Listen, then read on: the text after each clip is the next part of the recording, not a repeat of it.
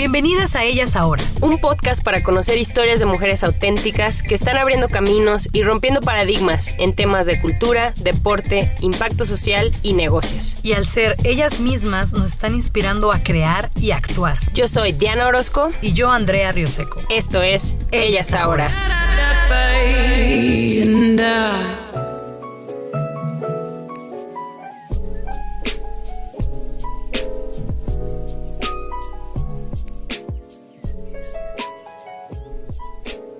En esta ocasión platiqué por teléfono con Enriqueta Arias. Enriqueta es la actual directora creativa y fundadora de Art Synonym, una plataforma fundada en 2015 dedicada a generar una liaison entre artistas, marcas, festivales de arte y espacios públicos. Con Art Synonym ha trabajado con marcas como Netflix, Nike, H&M, WeWork, Adobe, Nescafé, Tequila Milagro, entre otras. Enriqueta estudió comunicación en la UNAM y una especialidad en arte y comunicación por el programa internacional del Institut d'études politiques Sciences Po en París, y más tarde hizo un diplomado postgradual de estudios curatoriales en Londres. Enriqueta tiene una amplia experiencia como curadora independiente de galerías, festivales de arte callejero, museos y proyectos artísticos en América Latina y en todo el mundo. A continuación, nuestra plática. Espero la disfruten tanto como yo.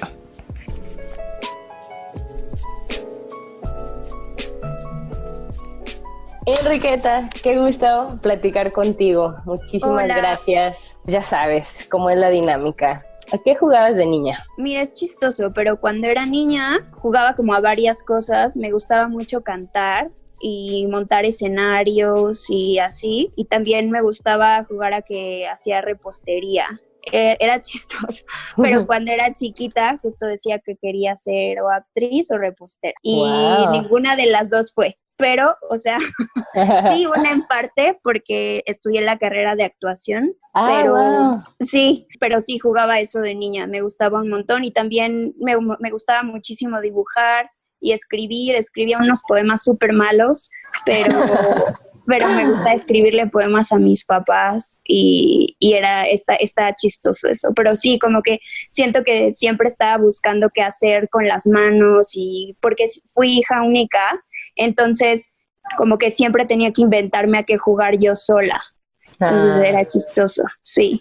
Sí, pero qué padre, muy creativa. Sí, justo, como que tenía que inventármelas porque si no me aburría. Oye, entonces estudiaste actuación y luego comunicación, ¿no? Más bien te quedaste en esa. ¿Y cómo empezó entonces tu camino en el arte? ¿Cómo dijiste, va por acá? Claro, pues mira, como que desde niña justo siempre estudié muchas cosas que tenían que ver con creatividad. Estudié en la Olin Jolie School Ballet muchos años y después estudié música y canto. Después estudié la carrera de actuación y doblaje y eso estuve 4 años y medio en la escuela de Tena Curiel. Estuve haciendo algunas cosas de doblaje un rato, estuve haciendo teatro y también hacía cortometrajes y demás. Pero cuando entré, mientras estaba terminando actuación, como que entró la disyuntiva entre si aplicaba para el CUT o para Telimba o estudiaba alguna otra cosa. Y en esa época, ninguna de las dos eran todavía, bueno, la de Limba sí, pero el CUT no era licenciatura. Y yo siempre mi sueño era también como hacer una maestría, eventualmente.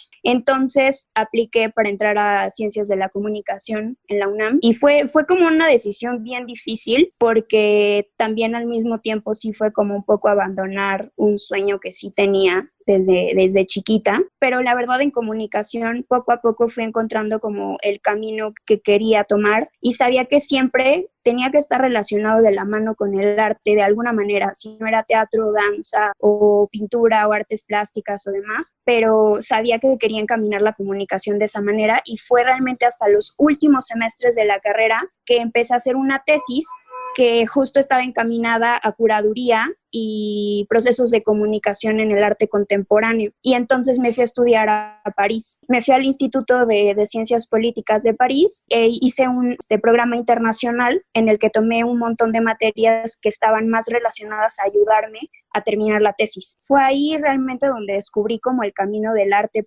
público y el arte urbano, porque aquí en México trabajé más con galerías o con proyectos de arte contemporáneo y fine art, pero en París fue donde descubrí de que existía JR, ¿no? Y como los Wheat Paste y nos fueron a dar pláticas a la universidad. Y también empecé a ver como el graffiti más en un contexto que ya estaba como muy socialmente aceptado. Entonces, yo creo que ahí fue donde más me pegó saber que me quería dedicar a la parte del arte y la comunicación. Sí, me llamó mucho la atención eso, o sea, como que ya estabas muy encaminada, muy especializada. ¿Y alguien en tu familia es artista o se dedica a las artes? Mi papá es escritor y mi mamá es comunicóloga también, pero mi mamá trabajó también haciendo guiones de cine y de teatro, trabajó en radio muchísimos años. Mis dos papás trabajaron como periodistas en el Nacional, de hecho así fue como se conocieron. Y como que siempre desde chiquita era como iba a las conferencias que daba mi papá y hablaba sobre literatura, hablaba sobre poesía. Mis papás tenían muchos amigos que eran o escritores o eran artistas plásticos o poetas y como que siento que ese contexto siempre me permeó. Entonces, de una o de otra manera, o sea, crecer como en un medio artístico en el que además había como mucha libertad creativa, en el que mis papás nunca me impusieron como que no me podía dedicar a eso, ¿no? Y como que de cierta manera eso tal vez me influyó a que me quisiera dedicar a algo que tuviera relación con el arte. Claro, como que quería seguir rodeada de eso, ¿no? Ajá. Wow. Sí, exacto, o sea, como de que todavía me acuerdo así de algunas tertulias en casas que era chistoso porque también, o sea, como era hija única, mis papás me llevaban con ellos a las fiestas a veces porque no tenían con quién dejarme y entonces era como de esas tertulias en las que tenían y de repente hacían intercambios de cuadros de Carlos Mérida y así, y como que yo estaba rodeada siempre de adultos, y algunos te explicaban como no, y arte y no sé qué, y otros escribían y otros como que recitaban poesía. Entonces, como que era un contexto en el que estuve, como me desenvolví desde chiquita y con muchos adultos además, y siento que eso siempre estuvo ahí.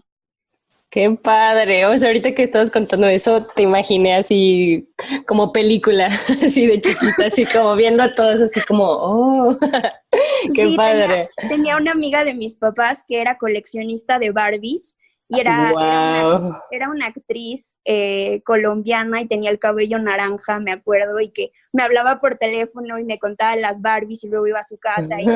Pero era una adulta, o sea, y era tu amiga. Era mi amiga. Wow. El sueño de toda niña, ¿no? Así de se prestaban las Barbies. Ajá, justo, pero que también ahora mi mamá lo ve y también me dice como, ¿qué hacíamos? O sea, eras una niña, ¿por qué te llevábamos a esos contextos? Pero... Y tú, gracias mamá, por eso ahora soy así, ¿no? Ajá, justo así de ellos tienen la culpa.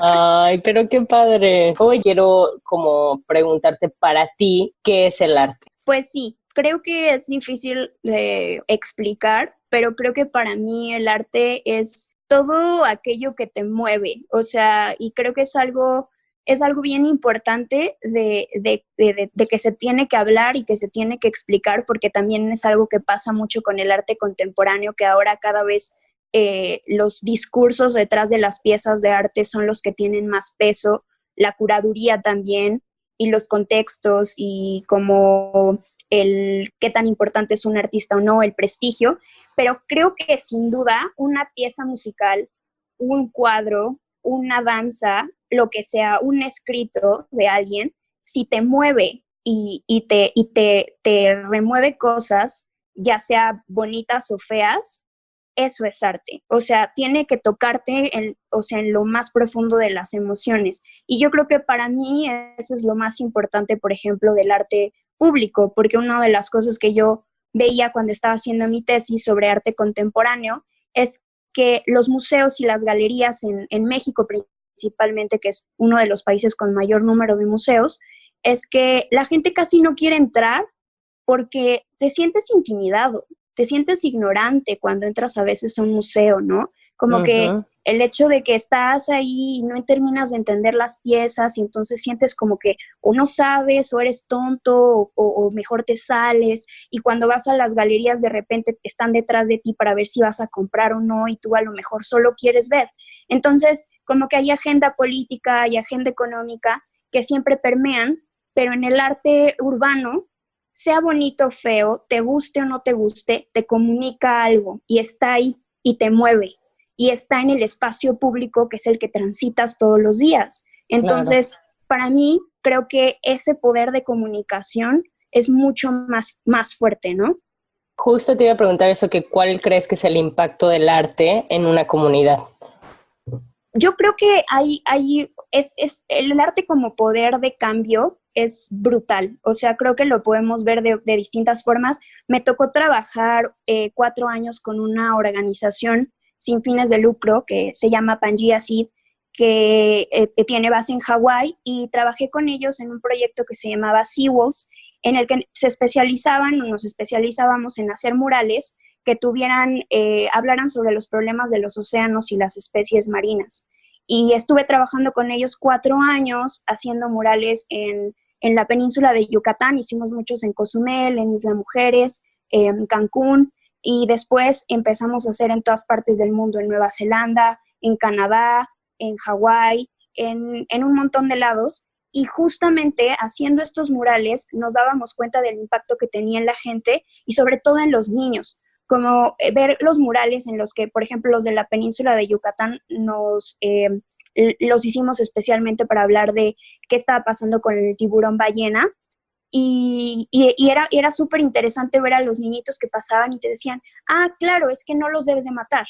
Y como esos pequeños como cambios, esas pequeñas cosas o acciones que empezabas a revisar en la gente, o sobre la basura, sobre no dejar la basura en las playas, es cuando te dabas cuenta que el arte estaba teniendo un impacto directo en ciertos individuos. Obviamente, ojalá que fuera a nivel masivo, pero mientras vaya tocando una persona a la vez, yo creo que el cambio es progresivo y es lento, pero es efectivo, porque hay cambios de acciones. Creo que para mí es súper importante eso. Qué padre que te tocó verlo, como tú dices, de un impacto directo, ¿no? Sí. Oye, y también gracias por mencionar lo de los museos, porque hace que a veces el arte se sienta lejos, ¿no? Y algo elitista, ¿no? Entonces, ¿cómo tú recomiendas que observemos el arte? O sea, ¿cómo recomiendas que aproximemos una obra, digamos, pintura o escultura? Yo creo que lo más importante es ir sin esa como necesidad de entenderlo todo, o esa presión social de que cuando vas a un museo tienes que agarrar la onda rápido y entender la pieza y sentirte súper conocedor. Y es bien importante ir, y si no te dice nada tal pieza o cual, simplemente es porque no te tocó, porque no estás sintiendo nada. No es que esté mal, porque puede ser que a otras personas sí, pero no te tienes por qué sentir mal porque no sientas nada por esa pieza. Ya habrá alguna exposición, algún cuadro o alguna instalación de luz, alguna pieza musical que cuando la veas digas, órale, sentí algo, se me enchinó la piel, o me encantaron los colores, o la composición está súper increíble. Es como, no sé de qué va, pero wow. Y yo creo que ahí es cuando algo te impacta. Y, por ejemplo, en el caso de lo que decías, de que el arte obviamente desde principios de la historia, obviamente estaba súper encaminado a que los reyes y la iglesia eran quienes comisionaban estas grandes obras de arte, ¿no? Y de repente, en 1918, que además justo es una exposición que está ahorita en el Museo Jumex, que es la de Duchamp y Jeff Koons, que Duchamp fue justamente una de las personas que cambió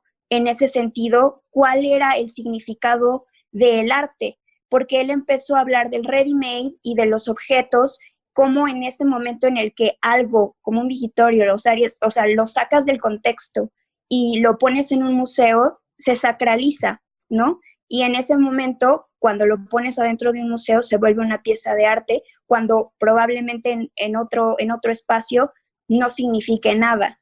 Entonces, es a partir como de esa línea en la que se empiezan a hacer cuestionamientos acerca de lo que era el arte y lo que significaba el arte, y si era más una cuestión de discurso del artista o intención, o si realmente tenía que ver con lo estético. Entonces, yo creo que tienes que ir a un museo o a una galería simplemente abierto a que tanto puedes emocionarte y puede gustarte, como puede que no. O sea, sin sentir presión de nada.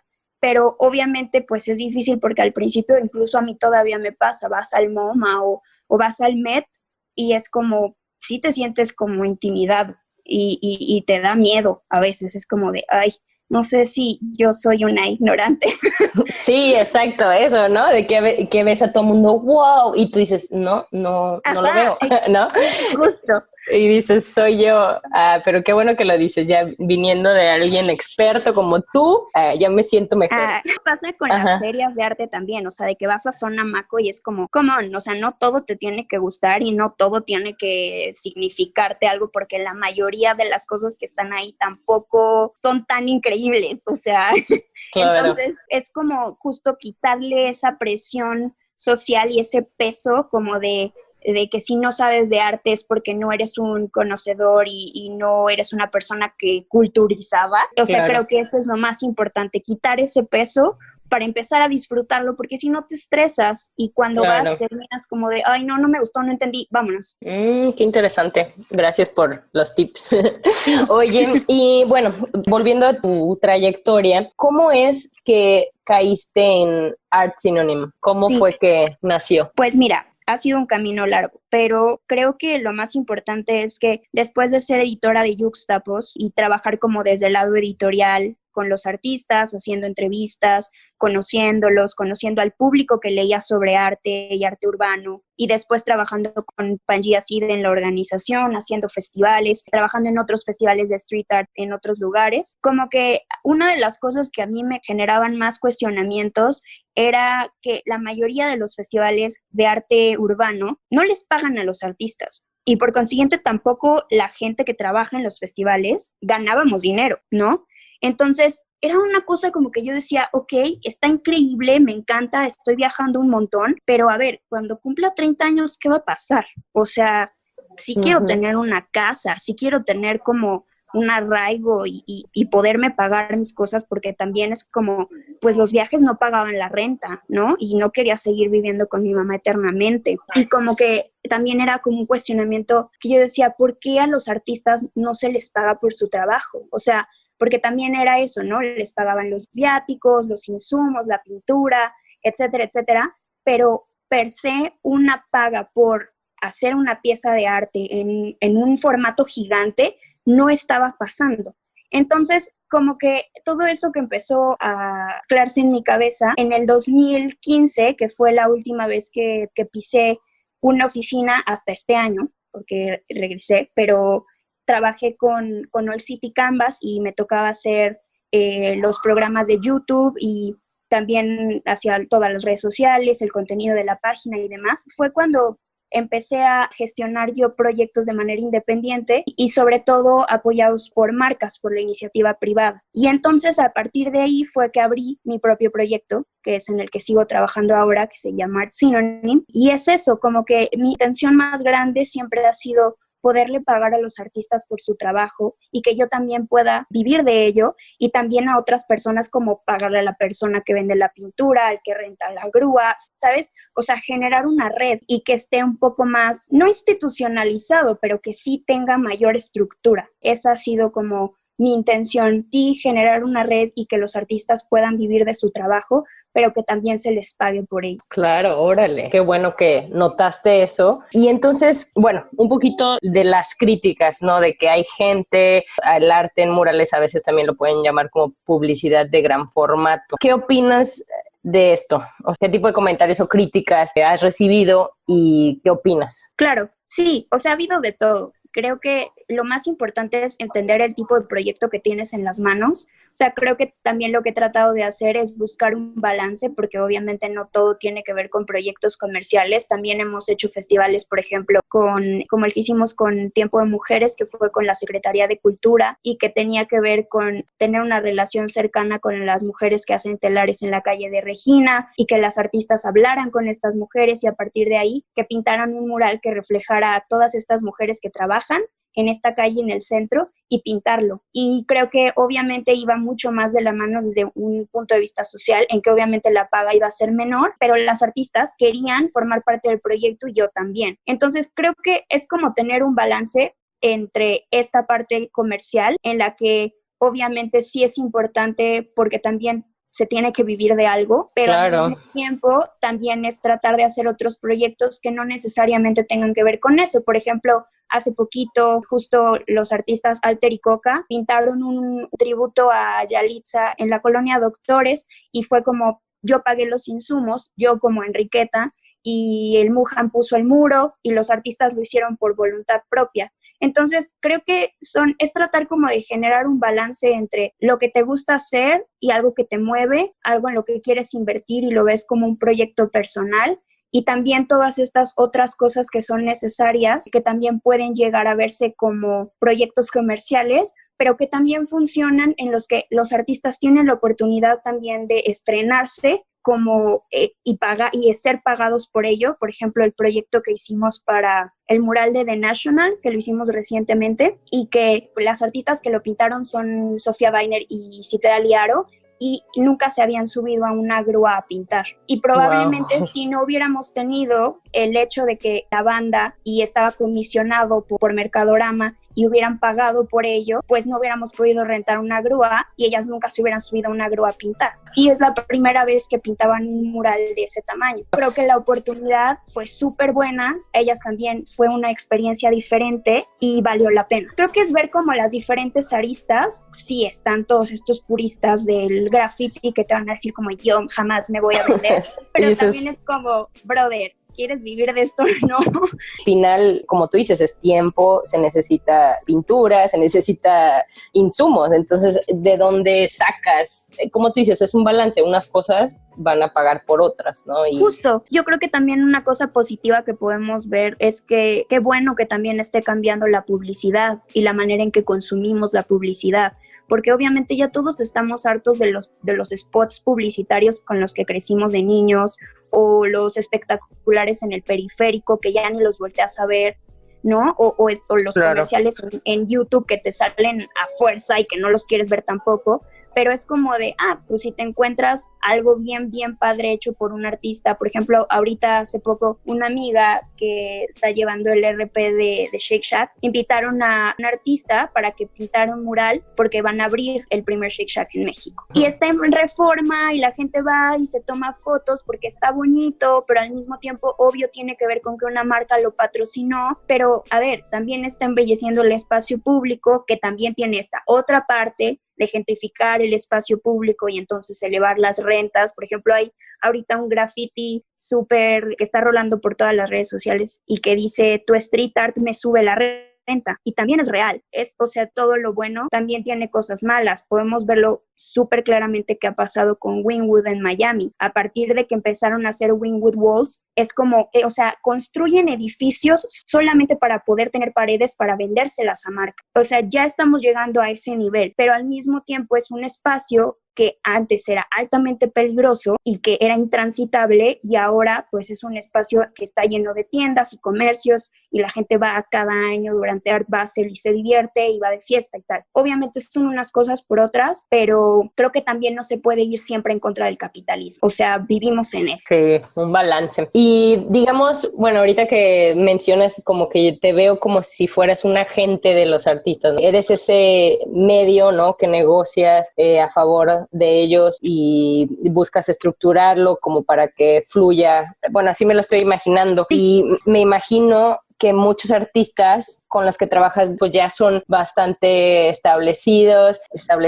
pero ¿qué pasa con los que van surgiendo, ¿no? ¿Cómo le pueden hacer para contactarte o para trabajar contigo? Algo que todo el tiempo estoy haciendo, literal, es meterme clavados enormes a Instagram buscando artistas nuevos, o incluso recomendaciones de otros amigos que me dicen como, este chavo no tiene redes sociales, pero mira lo que está haciendo. Y también lo que a veces pasa muchísimo es que me mandan sus portafolios o me escriben por Instagram o por Facebook y les doy mi correo electrónico y me mandan su portafolio, y cuando tenemos un proyecto que va acorde con el artista y con su estética, obviamente es la persona a la que buscamos. Por ejemplo, te contaba del mural con Citlali y con Sofi. Ellas más bien son ilustradoras y Citlali, por ejemplo, está trabajando en una exposición individual ahorita, pero que es todo como en acrílicos y algunos óleos y demás. Y fue como, bueno, ¿qué tal que se avientan un mural? Y las dos fue como, qué miedo, pero sí quiero. Como que de repente saber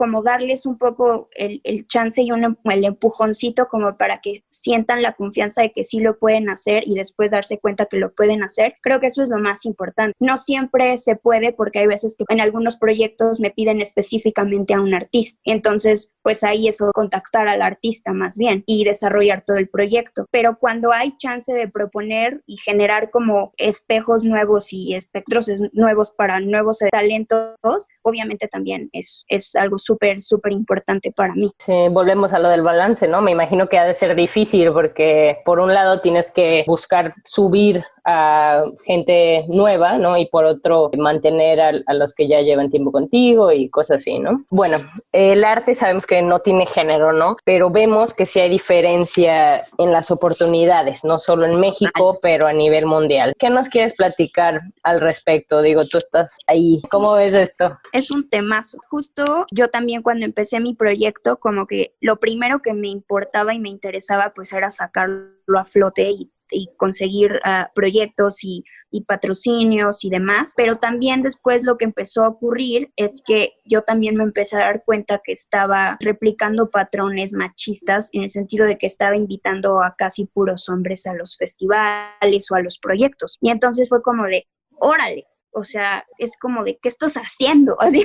Sí, pero qué bien, porque lo identificaste en ti misma, ¿no? Lo traemos muy en el subconsciente. No, total, porque, a ver, o sea, pues el machismo es algo que está en nuestro inconsciente porque crecimos con él desde chiquitas. El lenguaje al que nos referimos a nosotras mismas o el que nos referimos a las demás es súper difícil, es algo que obviamente cuesta un montón de trabajo de irlo rompiendo e irte dando cuenta y casi todos los días es una amiga, date cuenta, pero obviamente si te vas dando cuenta de algunos comportamientos machistas que estás teniendo, pues lo más importante, uno, es identificarlo y otro, pues es empezar a modificar. Creo que a mí justo lo que me pasó es que eso, empecé a darme cuenta que estaba invitando a puros hombres y fue como de, oye, no. Y entonces lo que empecé a hacer es obligarme siempre a que en todas las propuestas de proyectos mandar un 50 y 50. O sea, 50% de chicas y 50% de hombres. Y empezar como a también impulsar que los proyectos se eligieran a estas chavas. Y entonces, de repente, también cuando me empecé a dar cuenta, estaba apoyando y estaba invitando a más chicas. Y creo que esa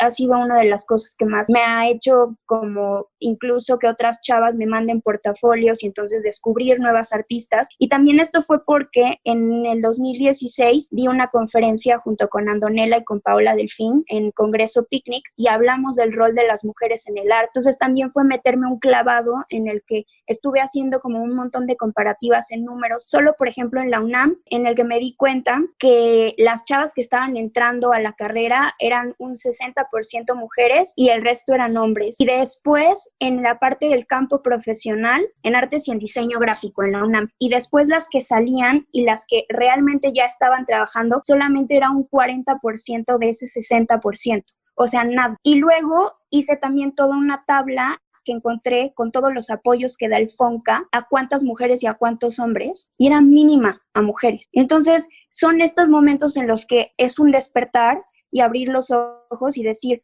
no manches, si nosotras no nos damos las oportunidades a nosotras mismas, entonces, ¿quién? ¿No? Entonces, por eso fue que también es una obligación para mí, así, de ley, siempre invitar en la misma cantidad de hombres y la misma cantidad de mujeres, porque no puede ser que no hayan oportunidades, o sea, de manera equitativa. Claro, y también en toda la cadena de valor, ¿no? Porque dices, bueno, ¿y por qué no hay tantas mujeres siendo escogidas? Ah, bueno, es que no hay tantos directores de arte o directores creativos o curadores mujeres. Y dices, pero ¿por qué no? Ahora sí que cuando nos damos cuenta de eso, cuando voy a museos y veo casi no hay mujeres y digo, ¿qué tal? ¿Dónde están las Vincent Van Gogh, las Picasso? O sea, siento que en la historia ha sido editada en su mayoría por hombres. Entonces, ¿dónde están las artistas mujeres? No, seguramente sí las hay, pero no tenían tanto difusión o no crecimos conociendo sus historias. Ahora sí, como tú dices, es como padre tomar responsabilidad. Lo ideal es que no tengamos que hacer esa distinción, ¿no? En el futuro. Sí, que no tengamos que hablar de esto, sino que ya esté más equilibrado la cosa, ¿no? ¿Te ha pasado también que ciertas marcas como que digan, no, preferimos hombres o cosas así? Fíjate que no, eso ha sido bien padre, como que últimamente, o sea, de los proyectos es como que propones al artista y ya se van más como por si realmente va con la estética, si está agarrando la onda del brief, si está entendiendo de qué va la idea o lo que se quiere pintar. Ya no es tanto como de, es mujer, entonces no la quiero. Lo cual, de principio, si yo me topo con eso, no trabajaría con esa marca nunca más en la vida. Pero eso está bien padre porque justo lo que dices, ahí entra el ideal de que el arte no tenga género, que a veces de cierta u otra forma no es tan cierto porque seguimos viendo más artistas hombres que mujeres, o como lo que explicabas de lo de los museos. Las Guerrilla Girls hicieron una infografía en la que decían el 80% de las mujeres que estaban en los museos eran porque estaban cuerpos desnudos de mujeres pintadas como musas en los museos, pero no porque ellas pintaron los cuadros, ¿no? Y como que eso todavía pues, es algo que seguimos viviendo porque vas a un museo y es así, ves piezas de artistas hombres y casi no ves piezas de artistas mujeres. Pero creo que algo que ha estado pasando es que sí, o sea, sí está cambiando y cada vez veo a más chicas allá afuera pintando y haciendo cosas increíbles en formatos monstruosos como Paula Delfín, que no le tiene miedo a nada, ni a subirse a la hamaca más alta en la punta de un edificio en Ucrania, ni tampoco a pintar un domo bajo el sol en Querétaro de miles de kilómetros. Wow. Y creo que eso está bien padre, ¿no? O como Hola Lu también, de pintar de 8 de la noche a 8 de la mañana y non-stop hasta acabar.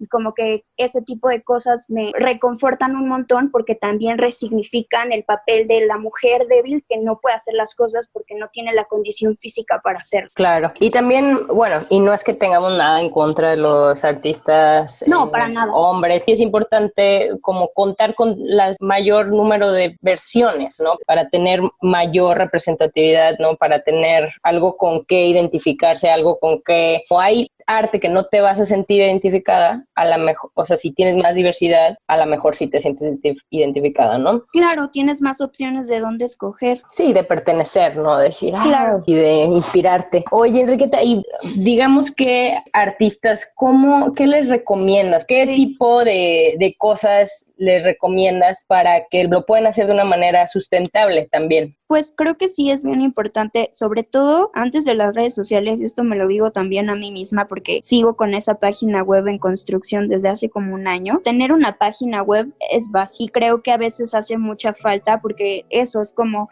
tienes tu trabajo en Instagram o tienes tu trabajo en Facebook y si un día se cae esa red social, ¿sabes? Es como no tienes nada que enseñar. Entonces creo que es bien importante tener un website en el que puedas mostrar lo mejor de tus trabajos y salir, o sea, ir allá afuera y preguntar y tocar puertas y no tener miedo a que te digan que no, porque el 80% de las veces que toques esas puertas te van a decir que no, pero pues si en una de esas, una vez de 100 te dicen que sí, es un buen chance para poder mostrar tu trabajo. Y yo creo que para eso también lo que sí creo es que no es tanto volverte como un influencer o ser un junkie de las redes sociales, pero utilizarlas como una herramienta de trabajo para poner tu arte allá afuera, creo que es súper importante, sobre todo Instagram, que es una red social tan visual. Creo que, y lo he visto porque finalmente los artistas con los que trabajo, muchos de ellos, la mayoría de sus chambas les llegan a veces hasta por Insta. Es eso, es como de, órale, como que la marca vio tu chamba ahí, entonces te escribe y entonces o alguien te dice como, vi lo que haces y está increíble, o incluso como nos conocimos tú y yo, igual también fue por Instagram. Como que siento que es importante ver las redes sociales más como una herramienta de trabajo que como algo en donde vas a volcar tu vida y te vas a dedicar de lleno a eso. Claro, sí, que te sirvan como portafolio, ¿no? Ajá.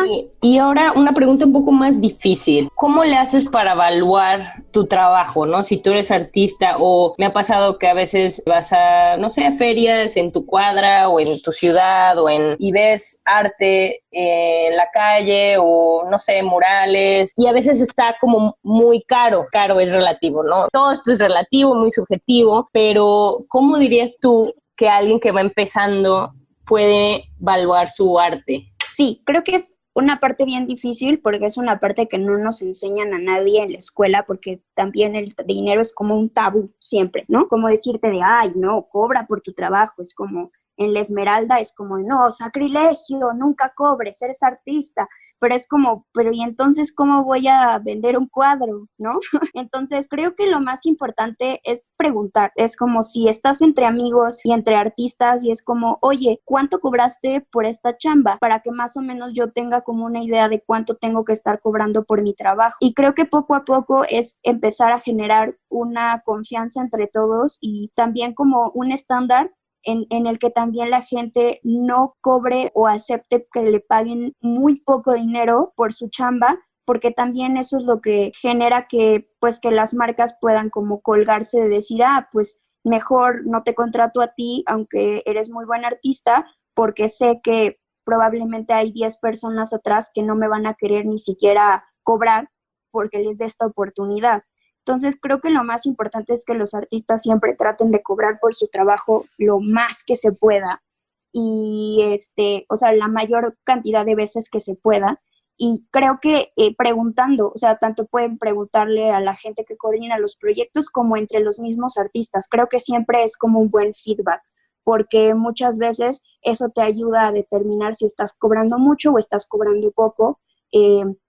De tu chamba, ¿no? Por una ilustración o por un cuadro. Y otra cosa que obviamente también rige, pues son las galerías, porque en el caso de que estés presentando una exposición, la galería realmente es la que también va a determinar el porcentaje de comisión que ellos se van a llevar y que normalmente siempre oscila entre un 50 y un 60%. Entonces, siempre tomar en cuenta eso cuando vayas a hacer una exposición es como toma en consideración que el precio que tú pongas le van a quitar un 40 o un 50% o hasta un 60% y tú te vas a quedar con el resto.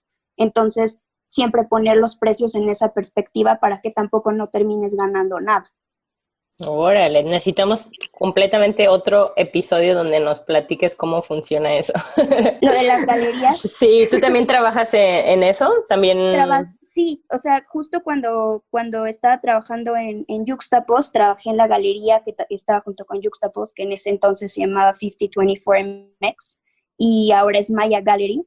Y, y también estuve trabajando en dos galerías, en un proyecto que se llama Nóbulo en España, en Barcelona, y Qué en padre. Ada Gallery en París. Entonces, como que es bien importante entender un poco cómo funciona también lo de las galerías, que aquí en México es bien difícil porque también casi no hay galerías que vendan arte nuevo, arte contemporáneo.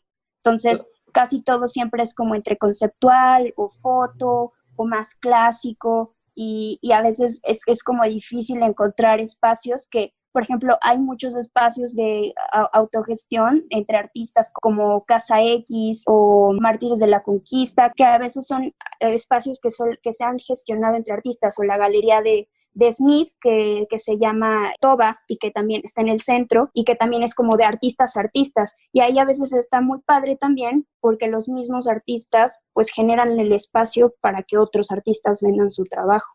Claro. Oye, y otra pregunta un poquito más técnica. Digamos que tu chamba es conseguir chamba, ¿no? O proyectos Sí. para artistas. ¿Y qué pasa cuando las marcas los contactan directamente? Al final se está logrando el objetivo, ¿no? Pero Claro. pues ya te están cortando. ¿Cómo manejas esas situaciones? Pues a veces es bien difícil porque justo hay momentos en los que igual las marcas primero me contactan a mí o proyectos en los que primero por mí conocen a los artistas, gestionamos el proyecto, sale muy bien y después ya solamente los quieren contactar a ellos y a mí me quieren saltar. Entonces eso también ha pasado un montón de veces. Es bien difícil de controlar también porque pues es un poco como lo que también pasa con las agencias de RP y también tiene que ver tanto cómo manejes con las marcas o las agencias y cómo lo manejas con los artistas igual, ¿no? Entonces, es difícil, pero creo que también lo que ha pasado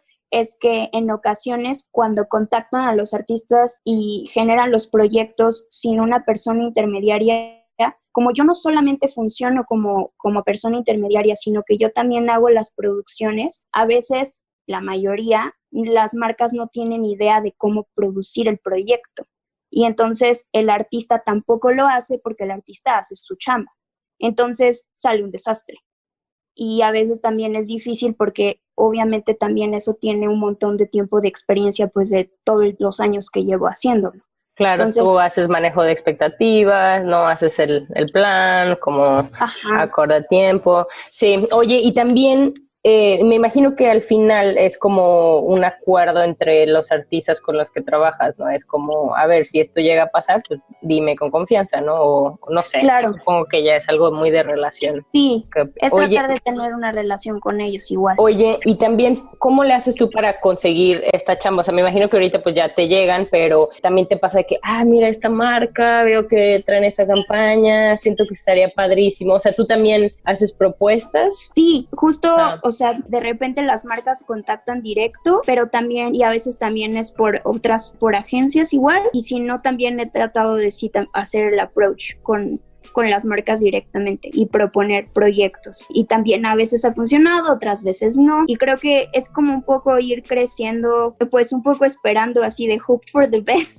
Pero también creo que es ir generando las condiciones y los proyectos para que te volteen a ver, que también eso es difícil porque también siempre hay como un mar de oportunidades, ¿no? Claro. Oye, ¿y qué has aprendido? O sea, no podemos generalizar, pero hasta el día de hoy, ¿qué podrías decir que has aprendido de trabajar con artistas? ¿Qué es lo más fascinante, pero también como lo más retador? Creo que de las cosas más padres es que siempre, como que en serio, eso de que la creatividad es infinita es súper cierto. Yo hasta la fecha todavía a veces no entiendo esa habilidad que tienen como para plasmar en grandes formatos y entender las proporciones y como estar de cerca, y a veces no se pueden alejar del muro para revisar que pintaron una cara en proporción perfecta, pero cuando la ves es perfecta y es como de wow, es un don, o sea, es como magia. Pero creo que también cosas que son difíciles es que si son personas que son súper complicadas por ellas mismas y son como, o sea, sí es difícil a veces que tienes que funcionar un poco como psicóloga y al mismo tiempo también ir por los cafés y los Gatorades y que no se te vayan a desmayar. O sea, que obviamente son personas muy sensibles. Entonces, creo que todos los artistas tienen cosas buenas y malas, pero creo que de las cosas más difíciles que me ha tocado es a veces eso y manejarlo de los egos, porque a veces también tienen unos egos que son insoportables. Y eso creo que sí son cosas que a veces terminas diciendo, no importa que seas muy talentoso, pero no quiero volver a trabajar contigo nunca. O sea, algunos clichés sí son ciertos. Aquí lo escuchaste primero. No. Sí, justo. Hay veces que crees que no. Y hay muchos, por ejemplo, otra cosa que es súper enriquecedora es que cuando te toca trabajar con artistas que también han estado del lado de la producción, es gente que entiende perfecto lo que estás haciendo y también entiende la dificultad de tu trabajo. Y eso es bien padre porque también como que ellos mismos te dicen, no, tranquila, no necesito que estés aquí, te puedes ir, yo aquí me pongo mis audífonos, trabajo y todo chill, no pasa nada. Pero hay otros que es como, ¿en dónde estás? Necesito agua, quiero comer. ¿Dónde voy a ir al baño? Necesito agua para los pinceles. ¿A qué hora vienen con esto? ¿A qué hora vienen? Y es como... Les dives, ¿no? Las divas, los divos, todo. Wow. Ya, di nombres. No te creas. No.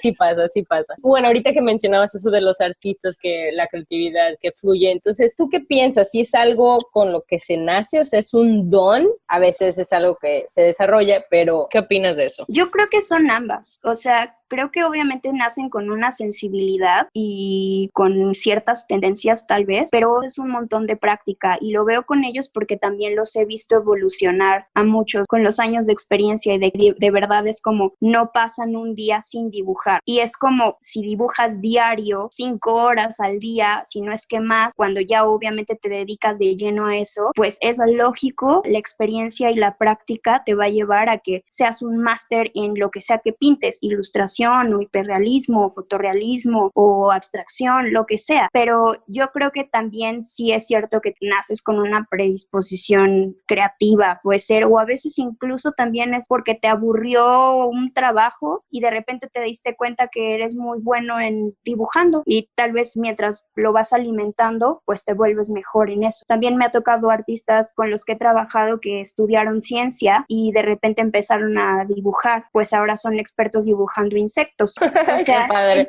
Entonces son esas cosas que son bien interesantes de ver también. Claro. ¿Cómo ahora sí que si no hemos consumido arte normalmente y nada más vemos Instagram o Facebook o el periódico, cómo sería una manera de empezar a apreciarlo o a conocer más sobre el arte? Yo creo que la verdad es como si estás en Instagram, meterte un clavado es súper bueno. Otra cosa es, hay algunos medios que no están especializados en arte, pero lo tocan muy bien, como por ejemplo Malvestida, que es un medio que habla de un montón de temas, pero que tienen también artistas como Maremoto, que tienen una viñeta cada jueves, y entonces te empiezas también a vincular con qué está pasando con artistas como ella, que hablan sobre temas queer y hablan también sobre qué es ser mujer y cómo te sientes en tu propio cuerpo, y creo que eso es lo más interesante, como ir descubriendo a través de los medios y de las redes sociales, sino también, por ejemplo, bueno, antes existía Yuxtapos Latinoamérica, ya no, era un medio muy interesante porque justamente hablaba de artistas que no estaban como en el spotlight, pero existe la versión americana y es súper interesante. También está High Fructose, también está Instagrafit, que es brasileña, y yo colaboro ahí también. En DNA, las chavas de DNA también han hecho una labor súper padre como de buscar artistas e ilustradoras nuevas, tanto en digital como en la revista impresa. Y creo que Cool Hunter, obviamente, creo que todos estos medios están generando también como ventanas para que los artistas también puedan mostrar su trabajo. Y también contactarlos directamente y literales, si te gusta algo, decirle, oye, ¿lo vendes en print? O ¿cuánto cuesta? O ¿cuándo vas a exponer? Y de repente también puedes ir y conocerlos. Y son gente súper accesible. Muy bien. Oye, ¿y alguna cosa, alguna historia que se te venga a la mente ahorita de que te haya hecho sentir orgullosa o decir, wow, no sé si te ha pasado que dices, estoy en el momento indicado, en el lugar indicado, con las personas indicadas, como, ¿sabes? Ese sentimiento, como que todo se alinee, que te sientes, wow. Justo fue, creo que desde hace 3 semanas, estábamos trabajando en un proyecto súper choncho para una marca de lujo y fueron 3 semanas sin dormir en los que trabajábamos de madrugada prácticamente, y luego al mismo tiempo se juntó con el mural de The National y después también se juntó con otra campaña que hicimos con Vice, y entonces fue como un momento en el que yo sentí que me estaba volviendo loca, que no tenía tiempo ni siquiera para dormir, ni para comer, ni para nada, y de repente cuando poco a poco fuimos acabando uno a uno los murales, unos con mayor dificultad que otros, como que justo esta semana que ha sido como el decompress, que le llaman los gringos, apenas me está cayendo el 20 de esa frase que dicen de que a veces tienes que darte cuenta que todas las cosas que querías y las tienes ahora, y como que yo no pensé que llegara un momento en el que con Art Synonym pudiéramos hacer tantos proyectos con tantos artistas al mismo tiempo, y de repente me di cuenta que éramos un equipo de más de 25 personas en solo 2 semanas. La verdad fue maravilloso porque hace 3 años era solamente yo. Es el momento en el que dije, creo que algo se está haciendo bien aquí, porque si no, no estaríamos creciendo así y haciendo tantos proyectos y con tantos artistas tan talentosos. Ay, muchas felicidades. La verdad Muchas suena gracias. padrísimo. Oye, Enriqueta, ¿hay algún otro mensaje que, digo, tienes muchísimas historias, pero algo que ahorita traigas mucho en la mente, que te ande resonando, que te hubiera gustado que te dijeran o que te gustaría a ti decir o poner allá afuera en el universo? Creo que para mí algo que es esencial y que, por ejemplo, justo hace poquito di una conferencia en una universidad en León, en La Salle.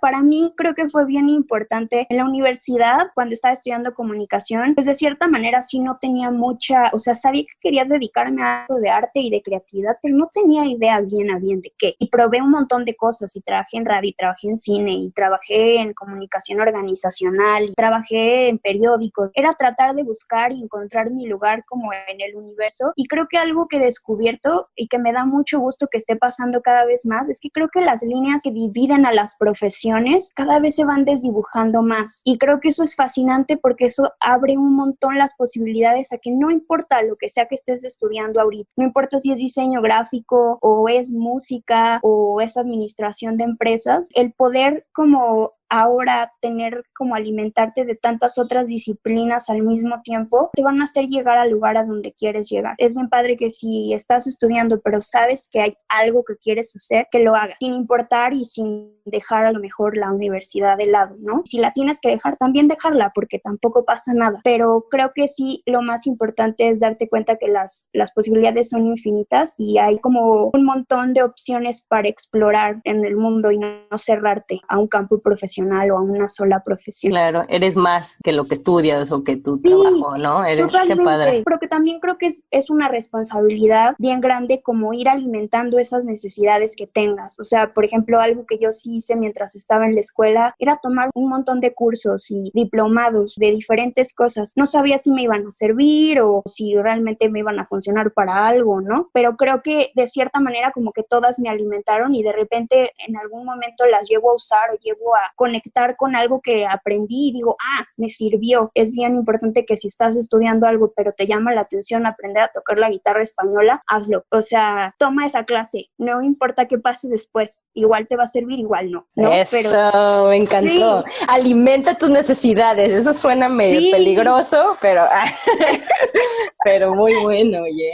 padrísimo. ¿Tienes algo más que te haya quedado por ahí? Creo que es bien padre también estos espacios como el de ustedes, que la verdad hablar y poder como platicar tu experiencia, pero también hablar lo que decías, de las cosas que tampoco están tan bien. O sea, por ejemplo, si hay algo que yo también puedo decir es que es un medio que es difícil y es un medio cerrado y también hay pocas posibilidades para las chavas, somos pocas realmente las que gestionamos proyectos culturales y es difícil emprender un negocio como mujer y los retos están, de hecho, el 80% del tiempo nada es miel sobre hojuelas. La verdad es chingarle un montón y la mayoría del trabajo es no salir a una fiesta o no poder ir al cine o no dormir, pero pues lo veo también con otras amigas que tienen otros proyectos pero que los están emprendiendo ellas, como dos amigas que quiero un montón, Regina y Gladys Vega, que tienen una tienda en Polanco que se llama Stendhal Store, y de repente es como eso, que nos citamos para tomarnos un café y ellas es como, no, porque se cayó la página web y tenemos hot sale y no podemos, y es como de, porque sí, están hasta las 3 de la mañana resolviendo con el técnico cómo no se les cae la página y las ventas, y son ese tipo de cosas que tienes que estar resolviendo todo el tiempo, y a veces eres la administradora y la que va por las cocas y la becaria, pero también al mismo tiempo es súper gratificante cuando ves que todo tu esfuerzo también tiene como cosas bonitas al final. Gracias por mencionarlo porque también siento que esta generación solo queremos rápido, ¿no? Y si no nos están saliendo las cosas, es como, no, entonces no es por aquí o no vale la pena, ¿no? Entonces recordar que sí toma tiempo y que es estarle ahí chingando y a lo mejor ese tipo de glamour no lo vemos en los medios, pero qué padre que haya como ese sentido de comunidad. Eso es lo que tú me inspiras. Oye, sí está difícil, pero no estás sola. Claro, sí, y creo que es lo que sí está pasando mucho es que cada vez veo una comunidad de mujeres más fuerte apoyándonos entre todas en diferentes disciplinas y tratando de conectar los puntos justo entre diferentes disciplinas para pues generar que todas tengamos trabajo y que podamos dar más trabajo a otras mujeres y también a otros chicos y también, o sea, diferentes, no sé, de arte, pero también música, pero danza o teatro, lo que sea. Eso es bien importante y también otra cosa que casi no se habla, pero es que casi todo siempre te da el síndrome del impostor en algún momento, o sea, siempre sientes como que no eres suficiente y que lo que estás viviendo no te corresponde y que tal vez esto que estás haciendo no es lo correcto, pero creo que lo más importante es tratar de creer en ti, creer en que lo que estás haciendo está bien, aunque cueste trabajo, y poco a poco ir esperando que las cosas fluyan, pero que nada es como de un día para otro. O sea, justo yo empecé en el 2015 y realmente hasta ahorita puedo decir que nos está empezando a ir bien, o sea, y que estamos empezando a tener proyectos constantes y así. No sé cuánto dure, ojalá muchos años. Hay momentos en los que quieres soltar la toalla y ya no quieres continuar. A veces tienes que lidiar con eso y seguir. Claro, gracias por decir eso. Y es normal, ¿no? Es normal, sí, también. Vayan a terapia. Ya sé, ¿verdad?